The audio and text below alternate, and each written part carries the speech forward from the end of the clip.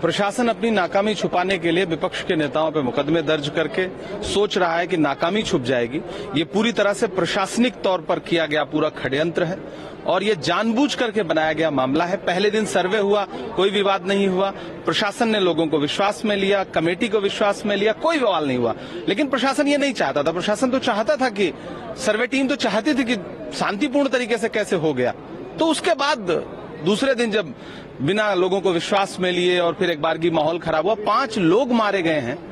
सरकार के किसी भी एक जिम्मेदार बड़े नेता का कोई बयान नहीं, किसी मुख्यमंत्री का, उप मुख्यमंत्री का, किसी का कोई संवेदना के एक शब्द नहीं। आपने लोगों को मार दिया। मारने के बाद अब विपक्ष पे मुकदमा कायम करके लोगों की आवाज दबा दीजिए। ये लोकतंत्र तो नहीं है। और आज चूंकि संसद में आवाज न उठ सके इसलिए आप संसद को जो है वो एडजर्न कर दीजिए, राज्यसभा एडजर्न कर दीजिए, क्योंकि अडानी के मुद्दे पे बात ना हो सके, संभल के मुद्दे पे बात ना हो सके। तो ये सीधे सीधे लोकतंत्र को कुचलने वाली कार्यवाहियां हैं। क्यों नहीं दिया जाना चाहिए? क्यों नहीं देंगे मौका? क्या आप बिना विपक्ष के लोकतंत्र की कल्पना करते हैं? आप एलओपी को बोलने का मौका क्यों नहीं देंगे? ये कौन सी लोकतांत्रिक प्रणाली है? कौन सी संसदीय परंपरा है ये तो लोकसभा अध्यक्ष महोदय को बताना चाहिए। देखिए, तंत्र और प्रणाली लगा करके चुनाव जीतने पे फिर आप ये कहें कि जनता ने नकार दिया है, ये तो सीधे सीधे वही बात हुई कि आप जनता की जो मना स्थिति है, जनता का जो चुनावी प्रक्रिया से जो विश्वास उठ रहा है, उसको लेकर के उससे ध्यान हटाने के लिए इस तरह की बातें आप करते हैं। विपक्ष, आप इल्जाम लगाते हैं कि विपक्ष लोकसभा में जो है संविधान को तार तार करता है। आप विपक्ष को बोलने का मौका नहीं देंगे, संसद नहीं चलाएंगे और उल्टा इल्जाम लगाएंगे कि विपक्ष जो है वो संसदीय परंपरा का और लोकतांत्रिक परंपरा का हनन कर रहा है। मतलब अब आपके हाथ में सत्ता है, आप कुछ भी बोल दें। तुम्हें सियासत ने हक दिया है, हरी जमीनों को लाल कर दो। ये संभल की घटना बहुत ही दर्दनाक है, दिल को दहलाने वाली है और इस घटना की निंदा करने के लिए मैं समझता हूं कोई शब्द नहीं है। जितनी निंदा की जाए वो थोड़ी है, निंदा करने के लिए कोई शब्द नहीं। ये सच बात ये है कि उपचुनाव जो हुए हैं प्रदेश में, उस उपचुनाव में भारतीय जनता पार्टी ने और सरकार तंत्र ने नंगा नाच किया और वहां जो चुनाव हुए हैं वो लोकतंत्र का नहीं था, तंत्र ने वोट डाला है, लोग तो रोका गया है। और जिसकी चर्चा, जिसकी बदनामी, जिसकी आलोचना, जिसकी क्रिटिसिज्म पूरे प्रदेश और देश में है, तो इसलिए ध्यान भटकाने के लिए इस तरह की घटनाएं हुई हैं जो कि बहुत ही दर्दनाक है। और जिस तरह पुलिस ने निर्दोष लोगों के ऊपर गोलियां चलाई हैं, 5-5 लोगों की हत्याएं हुई हैं, मौतें हुई हैं, ये आजाद देश के माथे पर कलंक है। एक पर एफआईआर भी हुआ है जिस पर उसको लेकर क्या कहना चाहेंगे? हाँ, हमारे सांसद पर जी, आपके सांसद हैं, अभी बात हुई है। ये सांसद पर एफआईआर इसलिए हुई है कि वहाँ की जो दर्दनाक घटना है, नंगा नाच हुआ है, जो जाप्ती हुई है, उस जाप्ती पर संसद लोकसभा सत्र में मामले को उठा न पावे, जोर न दे पावे, इसलिए उनकी आवाज को दबाने के लिए, उनकी सच बात को दबाने के लिए उनके ऊपर फर्जी एफआईआर। आप लोगों की कोई मीटिंग हुई है अखिलेश जी के साथ? यहाँ पर मीटिंग, कोई बातचीत हुई है? ऐसा है कि माननीय लोकसभा अध्यक्ष के चैम्बर में हम लोग गए थे, माननीय नेताजी के, माननीय अखिलेश जी के अगुवाई में, और वहां पर संभल के बारे में और जो हमारे सांसद के ऊपर फर्जी एफआईआर हुई है, इसके बारे में चर्चा भी हुई और माननीय अध्यक्ष जी से इसमें हस्तक्षेप करने का अनुरोध भी किया गया। ये बातें हुई। बहुत दुखद मामला ये है कि इस तरह के वाकयात जो पहले कभी बहुत दहाइयों में और बहुत अरसे में कभी कभार पेश आते थे किसी एक आदमी की बेवकूफ़ी की वजह से, अब ऐसा लगता है कि ये सोच कैसे खराब हो गई लोगों की कि अपने ही देश की पुलिस और प्रशासन अपने ही देश के लोगों को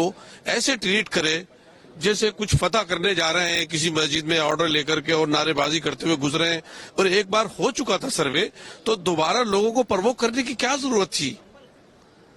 ये समझ में नहीं आता कि हम आगे की तरफ बढ़ रहे हैं, देश को लेकर जाना चाहते हैं, या पीछे की तरफ लेकर आना चाहते हैं।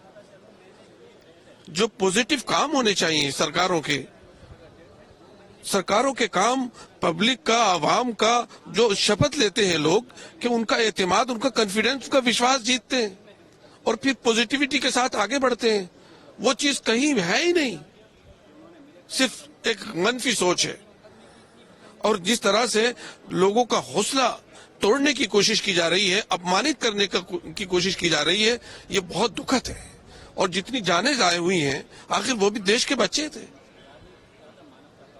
उनको अरेस्ट करके आखिर आपने ऐसा मौका क्यों दिया? पहली बार सर्वे में तो किसी ने पथराव नहीं किया, एक सर्वे हो चुका तो किसी ने पथराव नहीं किया था। वहां के माननीय सांसद जी खुद मौजूद थे और वो करा के चले गए थे।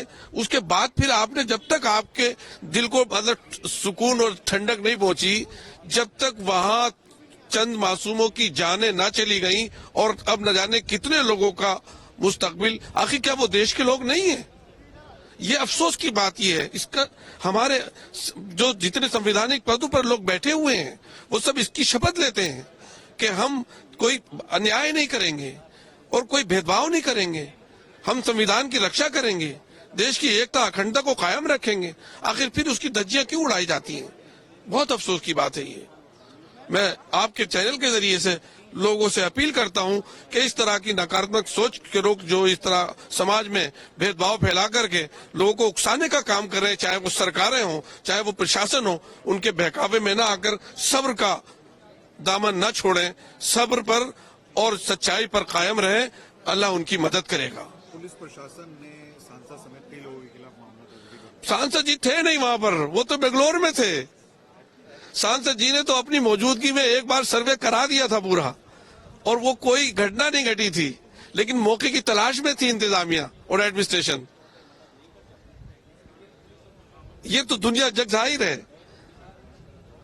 और इस तरह से पुलिस प्रशासन ने मुजाहिरा किया है जैसे किसी गैर मुल्क में कोई गैर मुल्की रह रहे हो और उनके साथ में कर रहे हो।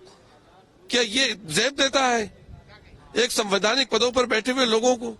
क्या हम मिशनरी को अपने जो हमारे बच्चे स्कूलों में पढ़ रहे हैं, जो टीनेजर्स हैं, उनको हम क्या मैसेज दे रहे हैं, उनकी क्या तरबियत कर रहे हैं? ये नहीं सोचते। इससे पूरे देश में, पूरी दुनिया में क्या नाम जा रहा है? क्या इन सब हरकतों से हमारा क्या वो दो बच्चे जो पढ़ रहे हैं उनको क्या मैसेज आ रहा है? क्या इन बातों से देश तरक्की करेगा? क्या इन बातों से समाज सुधरेगा? हम सुधार के लिए, जब एक बार सर्वे हो गया था और माने वहां के जो एमपी साहब हैं ज़ियाउर रहमान साहब, उन्होंने अपनी मौजूदगी में करवाया था, कोई बात नहीं हुई थी।